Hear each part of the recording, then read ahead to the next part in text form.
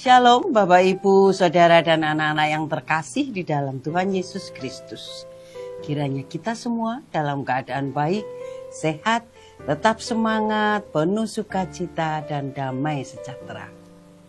Puji Tuhan, di hari ini kita bertemu kembali di dalam program Sapaan Harian GKJ Manahan. Tema kita saat ini adalah kesaktian. Dan firman Tuhan yang kita baca di hari ini terambil dari Matius 15 ayat yang ke-30. Matius 15 ayat yang ke-30 yang demikian bunyinya.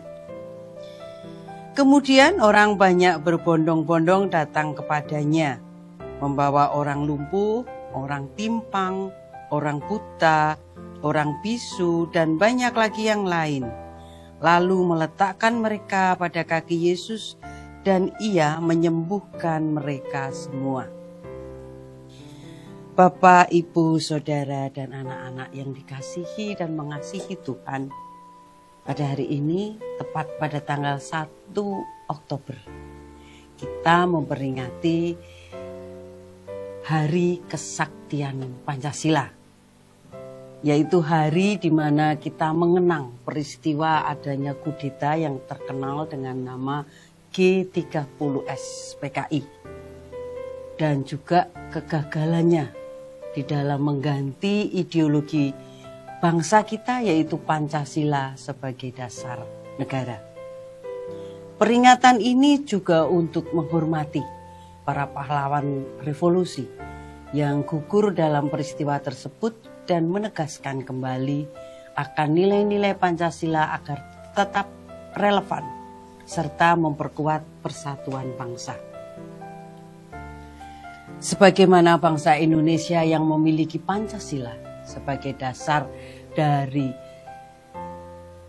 negara kita, yang setiap tahun kita peringati akan kesaktiannya. Seluruh umat manusia yang percaya kepada Kristus juga memiliki Tuhan Yesus yang senantiasa memberikan kesaktiannya, yaitu kuasanya yang secara langsung dimanifestasikan kepada orang-orang yang berbondong-bondong mengikuti Dia. Dalam kisah yang tercatat di dalam Injil Matius 15 ayat 30 tadi, jelas sekali bahwa kita menjadi mengerti mengapa orang-orang begitu antusias hingga berbondong-bondong, bahkan berdesak-desakan untuk mencari, untuk berjumpa dengan Yesus. Mereka ingin disembuhkan, mereka ingin mengalami kuasa Tuhan. Kemanapun Yesus pergi dan dimanapun ia berada, di situ selalu orang berkerumun dan berharap agar dijamah Tuhan dan memperoleh mukjizat. Pengharapan mereka tidak sia-sia, sebab semua yang datang kepada Tuhan Yesus pasti disembuhkan. Setiap orang yang datang kepada Tuhan Yesus dapat berharap dengan penuh kepastian bahwa ia akan mengalami pertolongan dan jamahan kuasa Allah.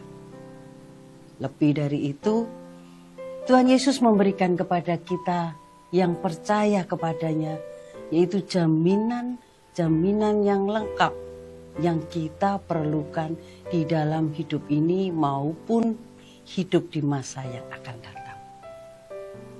Ia menjamin kesehatan kita. Saat kita mengalami sakit, kita memiliki pengharapan akan kuasa kesembuhan ilahi yang dikerjakan Tuhan Yesus di dalam tubuh kita. Sebab itu, bilur-bilurnya telah menyembuhkan kita. Tuhan Yesus juga menjamin pemeliharaan atas kehidupan kita. Kita tidak perlu khawatir akan soal makanan, minuman dan pakaian, serta berbagai macam kebutuhan yang lain. Sebab Dialah Tuhan yang memelihara kita.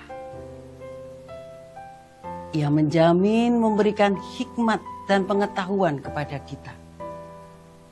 Para murid Tuhan yang kebanyakan merupakan orang-orang tidak terpelajar, namun mereka menjadi penuh pengetahuan dan penuh hikmat Tuhan, sehingga dapat mengerti berbagai perkara yang sulit dan menjelaskan hal-hal yang tersembunyi dan yang terutama dari semuanya.